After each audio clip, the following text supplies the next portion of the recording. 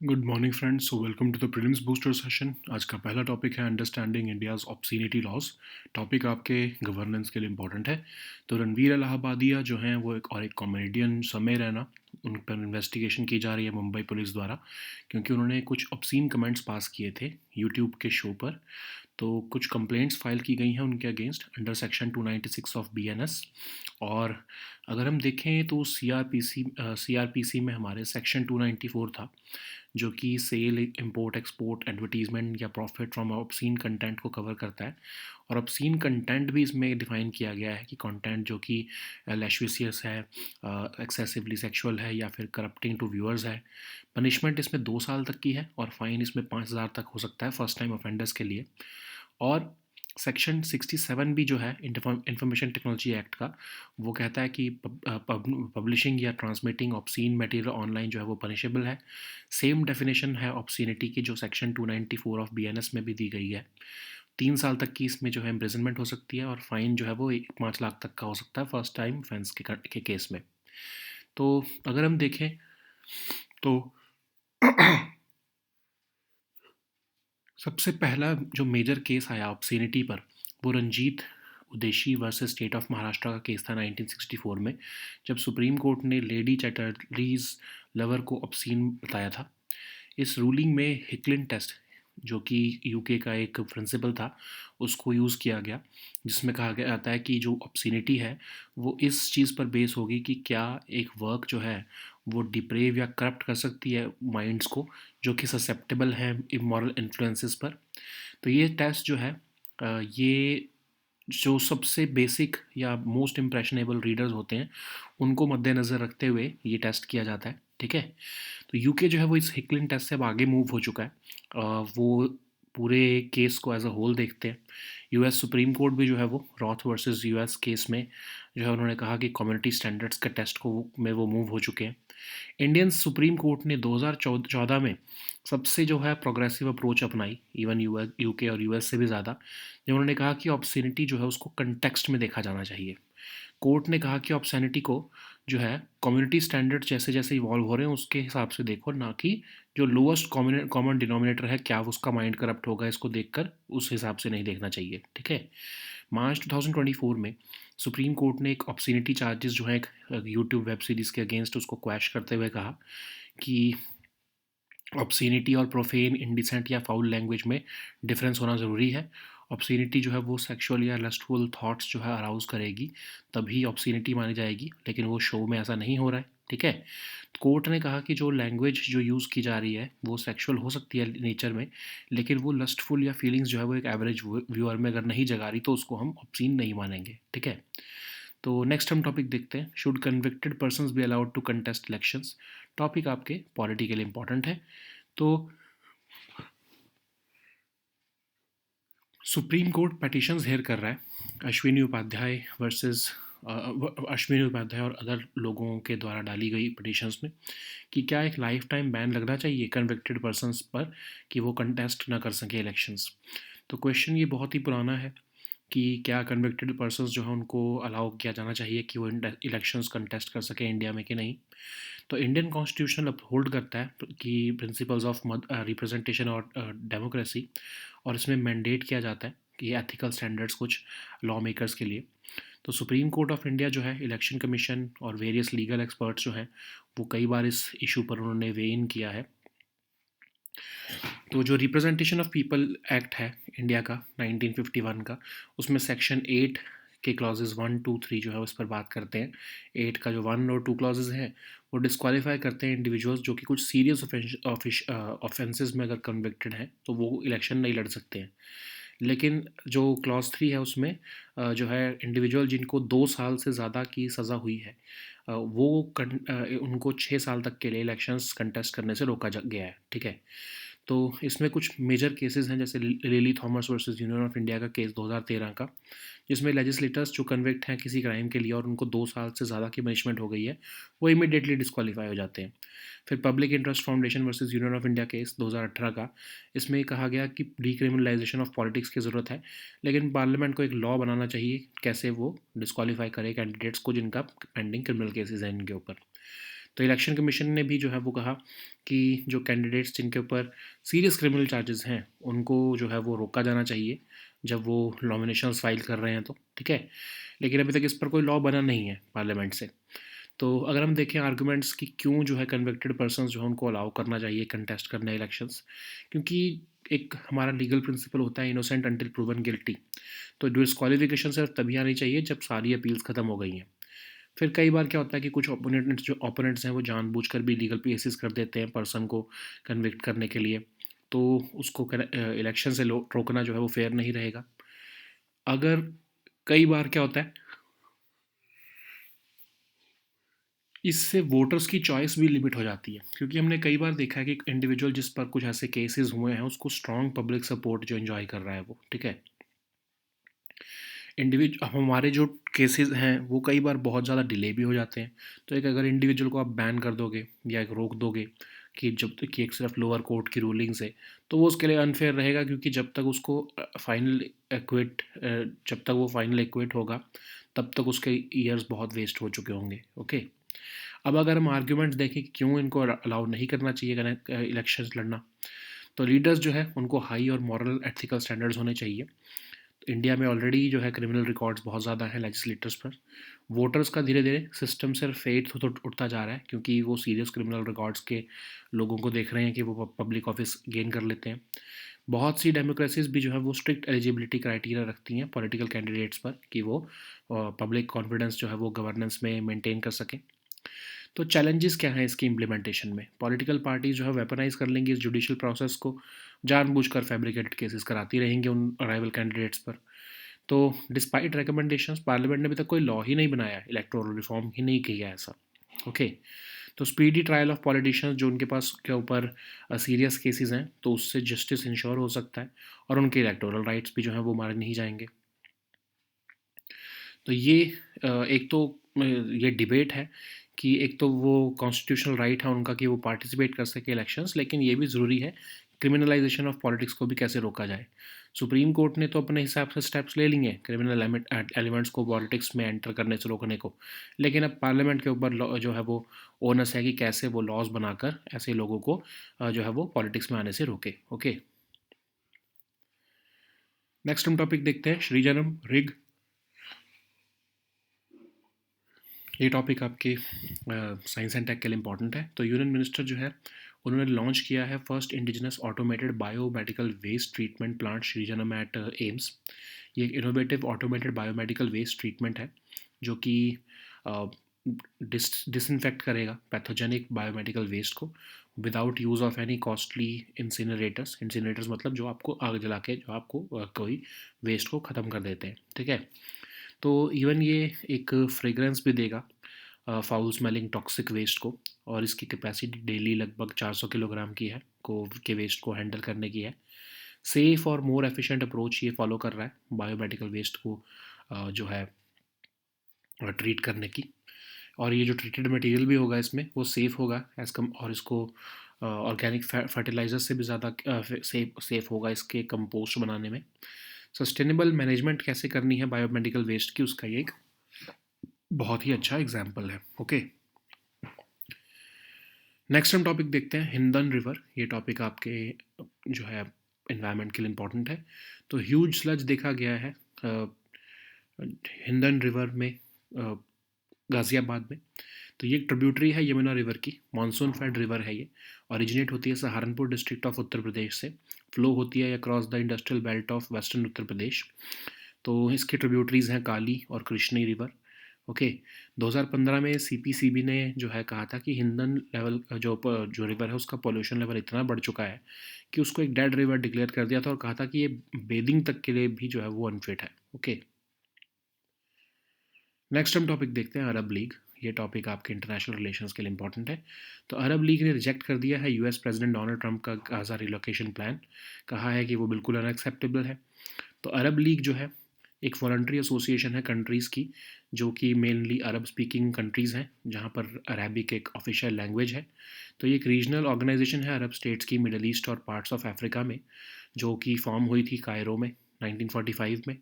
ये लीग जो है इसको बनाया गया था post war colonial divisions of territory के अगेंस्ट, और इसमें इन्होंने अगेंस्ट जो है इसराइल के जो है वो क्रिएशन के भी जो है वो एक स्टैंड लिया था। तो ये आपस में स्ट्रेंथन करते हैं रिलेशंस। कायरो में इजिप्ट में इनका हेडक्वार्टर है। 22 मेंबर स्टेट्स इसके अभी करंटली मेंबर्स हैं। 4 मेंबर स्टेटस भी है, ऑब्जर्वर स्टेटस भी है कंट्रीज़ का जो अरब लीग के साथ, ब्राज़ील, एरिट्रिया, इंडिया और वेनेजुएला का। हाईएस्ट बॉडी इनकी जो है लीग की वो है काउंसिल। ओके, हर मेंबर के पास एक वोट है। Okay, irrespective of size. Next हम टॉपिक देखते हैं मंकी पॉक्स। ये टॉपिक सोशल इश्यूज़ के लिए इंपॉर्टेंट है। साइंटिफिक कम्युनिटी डिवाइडेड है कि क्या मंकी पॉक्स को एक सेक्सुअली ट्रांसमिटेड डिसीज़ का लेबल देना चाहिए कि नहीं। ओके, मंकी पॉक्स को पहले I am sorry mpox को पहले मंकी पॉक्स कहते थे। ये एक जूनोटिक वायरल डिसीज़ है जो कि मंकी पॉक्स वायरस से होती है। स्किन पे लीजन्स और रैश होने लगते हैं। पहला केस जो है एम पॉक्स का 1970 में आया था डीआर कॉन्गो में। अब इसमें दो तरह के सब टाइप्स होते हैं। पहला है क्लेड 1 और 2। तो पहले में जो है जो क्लेड 1 है वो सबसे ज़्यादा सीरियस इलनेस क्रिएट करता है, और ये एंडेमिक है सेंट्रल अफ्रीका में। क्लेड 2 जो है वो ईस्ट अफ्रीका में है। ओके, तो एम पॉक्स जो है ये ट्रांसमिट होता है by close contact with infected animals और पीपल जो कि वायरस कंटेमिनेटेड मटेरियल को टच कर लेते हैं। एंटर होता है बॉडी में इंजरी से या वुंड से या म्यूकस मेम्ब्रेन से भी, इवन ड्यूरिंग सेक्सुअल कॉन्टैक्ट भी। प्रेगनेंसी के टाइम पर भी जो है वायरस जो है वो फीटस में पास हो सकता है। ओके, तो कॉमन सिम्टम्स जो एम पॉक्स के हैं वो है स्किन रैश या म्यूकल लीजन्स देखने को मिलते हैं जो कि 2 से 4 हफ्ते तक रहेंगे। फिर फीवर, हेडेक, मसल एक होने लग जाता है। जो सिम्टम्स हैं इसके वो धीरे धीरे अपने आप ठीक हो जाते हैं, कोई ट्रीटमेंट की ज़रूरत नहीं होती है, और कोई ट्रीटमेंट एक्चुअली अवेलेबल है भी नहीं है। ओके, सिर्फ सिम्टम्स को ही रिलीव किया जाता है। नेक्स्ट हम टॉपिक देखते हैं मित्रा नेटवर्क। ये टॉपिक इकोनॉमी के लिए इंपॉर्टेंट है। तो सेबी ने रिसेंटली एक न्यू डिजिटल प्लेटफॉर्म जो है वो लॉन्च किया है मित्रा नाम से, mutual fund investment tracing and retrieval assistant, जो इन्वेस्टर्स को अलाउ करेगा कि वो अपने जो है इनएक्टिव या अनक्लेम्ड म्यूचुअल फंड फोलियोज हैं उसको रिट्रीव कर सकें या ट्रैक कर सकें। तो कई बार क्या होता है कि जो है इन्वेस्टर्स अपने कुछ म्यूचुअल फंड इन्वेस्टमेंट्स को जो है उसका ट्रैक करना जो है वो लूज़ कर देते हैं। तो इन्वेस्टर्स या जो है वो ओवरलुक भी कर जाते हैं कुछ अपनी इन्वेस्टमेंट्स को, या कई बार जो है वो राइटफुल लीगल क्लेमेंट जो है वो आ जाते हैं, जो इन्वेस्टमेंट्स जो उनके पेरेंट्स या फिर उनके जो है ओल्डर एंसेस्टर्स ने की थी तो उसको क्लेम करने के लिए। ठीक है, तो एक रजिस्ट्रार एंड ट्रांसफ़र इंजन भी इसको ने ही ये ऐप बनाई है या प्लेटफॉर्म बनाया है। इसके थ्रू जो है वो ऐसी इन्वेस्टमेंट्स को ट्रैक करके जो है वो राइटफुल क्लेमेंट जो है वो उस इन्वेस्टमेंट पर क्लेम कर सकते हैं। ओके, नेक्स्ट हम टॉपिक देखते हैं डोकरा आर्ट वर्क। ये टॉपिक आपके आर्ट एंड कल्चर के लिए इंपॉर्टेंट है। तो पीएम मोदी जो है उन्होंने फ्रेंच प्रेसिडेंट इमानुअल मैक्रोन को एक मेटिकुलसली क्राफ्टेड डोकरा आर्ट वर्क दिया है, जो कि एक बेल मेटल क्राफ्ट है जिसके ओरिजिन 4000 साल से भी पुराने हैं। एक फॉर्म ऑफ फोक आर्ट है जो कि प्रैक्टिस किया जाता था ढोकरा दमा ट्राइब से। ये आर्टिसंस जो है इसके ईस्टर्न इंडिया में पाए जाते हैं, वेस्ट बंगाल, उड़ीसा, झारखंड में और इवन छत्तीसगढ़ में भी। कोई भी इसकी सबसे बड़ी जो फीचर ये है कि कोई भी दो पीस जो है वो सेम नहीं होंगे, देखने को मिलेंगे आपको, हमेशा अलग हो देखने को मिलेंगे सारे पीसेस। तो ईच स्कल्पचर जो है उसको हैंड क्राफ्ट किया जाता है। तो लॉस्ट वैक्स टेक्निक आपको याद होगी, उसी के थ्रू इसको बनाया जाता है, जिसमें कि एक क्ले मॉडल पहले हाथ से बनाया गया, हैंड क्राफ्ट किया गया। फिर उस क्ले के अंदर जो है मतलब हॉलो क्ले होता है वो, उसके अंदर जो है वो पिघला कर जो है मेटल को डाला जाता है, और धीरे धीरे इसको कूल होने के लिए रख दिया जाता है, और फिर बाद में आउटर क्ले को जो है वो ब्रेक अवे करके जो है वो फिनिश किया जाता है स्कल्पचर को। Okay, so now let us see all these topics in English.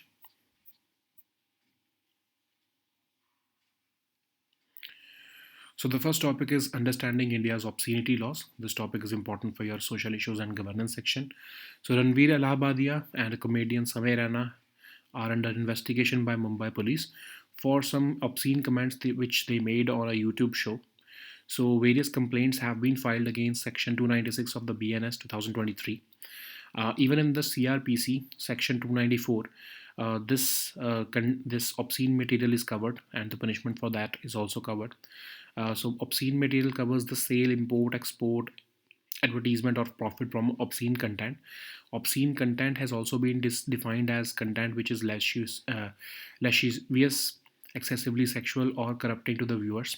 So for that, punishment of up to 2 years is given, and a fine of up to 5,000 rupees for first-time offenders is given. In the Information Technology Act, Section 67 is there, which punishes publishing or transmitting obscene material online. So for that, a punishment of up to 3 years is given, and a fine of up to 5 lakh rupees is also given for first-time offences. So the same definition of obscenity is given in Section 294 of BNS now. Okay. So what is the evolution of court's understanding of obscenity? So the first Indian case on obscenity was Ranjit D. Udeshi versus State of Maharashtra, wherein Supreme Court relied on the Hicklin test, and it said that this test is basically defining obscenity based on whether a work has a tendency to deprave or corrupt the minds of those who are susceptible to immoral influences, like children. Okay, so this test judged material from the perspective of the most impressionable readers, including children, of course, who are inclined towards impure thoughts. But the UK and US both have moved from away from the Hicklin test, and both have developed some community standards test. So Indian Supreme Court has adopted an even more progressive approach now since 2014, and it has ruled that obscenity must be viewed in the context. The court said that obscenity should be judged by the evolving community standards rather than the lowest common denominator, like the children. Okay. So in March 2024, also we saw how Supreme Court quashed obscenity charges against another YouTube web series. The court said that there should be differences between obscenity and profane, indecent, or foul language, and obscenity must necessarily arouse sexual or lustful thoughts, which the show did not. Okay, court also held that the language used was maybe sexual in nature, but it did not provoke lustful feelings in an average viewer. Okay, but rather reflected emotions like anger, frustration, or excitement. So the next topic is, should convicted persons be allowed to contest elections? This topic is important for your polity section. So Supreme Court is hearing petitions filed by Ashwini Upadhyay and others seeking a lifetime ban on convicted persons from contesting elections. This is not a new debate. It has been going on for ages now in India. While the Indian Constitution upholds the principles of democracy and representation, it also mandates ethical standards for lawmakers. Supreme Court of India, the Election Commission, and various legal experts have weighed in on this issue, making it a significant topic in electoral reforms. Okay, so Representation of Peoples Act 1951 disqualifies individuals convicted of certain serious offences under Section 8, Clause 1 and 2, and under the Clause 3. An individual which is sentenced to imprisonment for 2 years or more is disqualified from contesting elections for 6 years from their release. Okay, we have landmark Supreme Court judgments as well of Lily Thomas versus Union of India 2013, in which the legislators who are convicted of a crime with a punishment of 2 years or more should be immediately disqualified. In Public Interest Foundation versus Union of India case, the court emphasized the need for decriminalization of politics, but left it to the parliament to enact a law. Okay. So, Election Commission of India has also recommended that candidates who have serious criminal charges against them should be barred from contesting elections at the time of filing nominations itself. So, what are the arguments in favor of allowing convicted persons to contest elections? First is the legal principle called the innocent until proven guilty, which is fundamental to our democracy. So, disqualification should apply only after all appeals are exhausted for that legislator. So we also see how political charged atmosphere is there in our country. So opponents may misuse legal provisions to frame and convict rival leaders unfairly. We also have the right to representation. If convicted persons will not be allowed to contest elections, it could limit voters' choices, because we have seen cases where individual enjoys public support.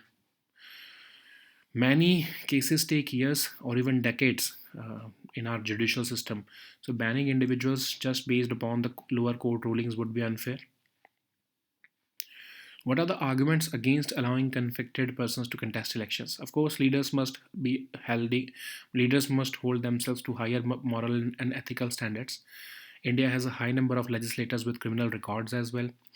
Voters are losing faith in the political system because many people with serious criminal offenses are gaining public office. Many democracies also impose strict eligibility criteria for political candidates to maintain public confidence in governance. So, political parties may weaponize this judicial process to eliminate rivals through fabricated cases. Despite recommendations from Election Commission and Law Commission, Parliament has not yet enacted any comprehensive electoral reforms. Speedy trials of politicians facing criminal charges would ensure justice while preserving the electoral rights. This is a matter about safeguarding the constitutional right to participate in elections, and on the other hand, it also raises concerns about criminalization of politics. Supreme Court has taken its steps to prevent criminal elements from entering politics, but now it is the time for the parliament to enact such laws. Okay. So the next topic is Regionum Rig. This topic is important for your science and tech section. So Union Minister has launched this India's first indigenous automated biomedical waste treatment plant, Regionum at AIMS, Delhi. So this is an innovative automated biomedical waste treatment facility developed by CSIR, National Institute for Interdisciplinary Science and Technology. It can disinfect pathogenic biomedical waste without the use of any costly or energy intensive incinerators. This rig imparts a pleasant fragrance to the otherwise foul smelling toxic waste. It has a daily capacity of 400 kilograms. It offers a safer and more efficient approach. So the treated material is safer than even organic fertilizers. Okay. So it offers a significant advancement in the sustainable management of biomedical waste.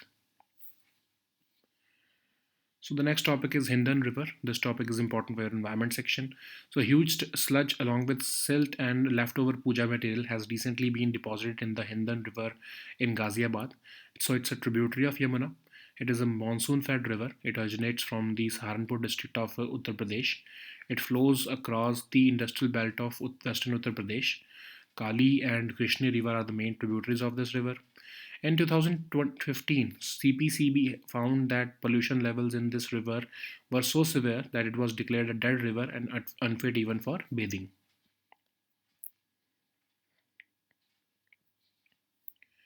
So the next topic is Arab League. This topic is important for your international relations. So Arab League has rejected US President Donald Trump's Gaza relocation plan and said that it is unacceptable. So Arab League is a voluntary association of countries whose people are mainly Arabic speaking or where Arabic is an official language. So it's a regional organization of Arab states in the Middle East and parts of Africa.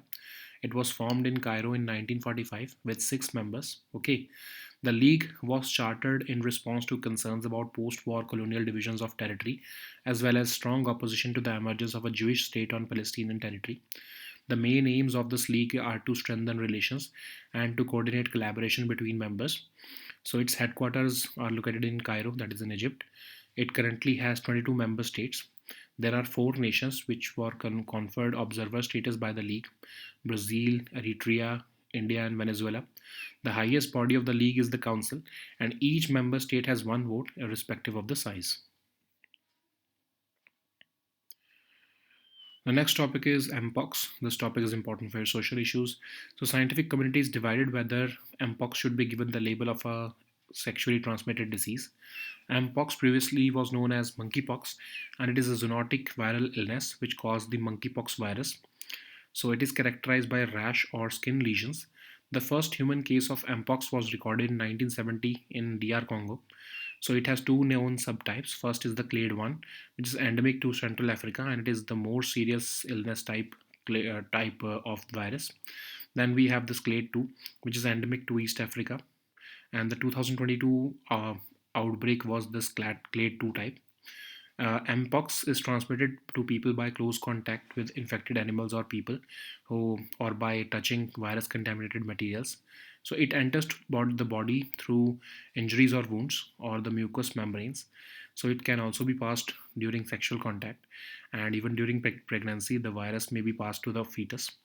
The common symptoms of Mpox are a skin rash or mucal lesions, which can last 2 to 4 weeks, accompanied by fever, headache, muscle ache, back pain, low energy, swollen lymph nodes. So mpox symptoms often resolve on their own without the need for treatment. There are no specific treatments for monkeypox virus infection. Okay. So the next topic is Mitra Network. This topic is important for your economy section. So SEBI has recently introduced a new digital platform called Mitra, which is basically mutual fund investment tracing and retrieval assistant, which will assist the investors in tracking and reclaiming their inactive or unclaimed mutual fund folios. This platform addresses a growing concern wherein investors over time lose track of their mutual fund investments. This would also allow investors to identify the overlooked investments or any investments made by any other person for which he or she may be rightful legal claimant. It has been developed by the registrar and transfer agent. Okay. So the next topic is Dokra Net artwork. This topic is important for our art and culture section. So PM Modi has presented French President Emmanuel Macron with the meticulously crafted Dokra artwork. Dokra art is also known as the bell metal craft, and it traces its origins back to more than 4,000 years. This is a form of folk art practiced by the Dhokra Damar tribes. These artisans are primarily found in eastern India, including West Bengal, Odisha, and Jharkhand, with a notable presence in Chhattisgarh as well. So, no two pieces are ever the same.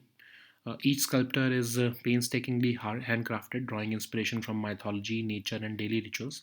So, the process involves the lost wax technique, in which the artisans begin by sculpting a basic clay model of the desired object. The model is then coated in wax.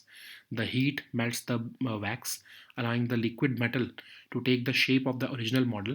And once it gets cooled and hardened, the outer clay mold is broken away, revealing the finished sculpture. Okay. So these were our topics for today.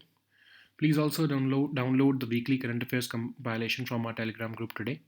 We'll meet next time with new topics. Until then, goodbye and take care.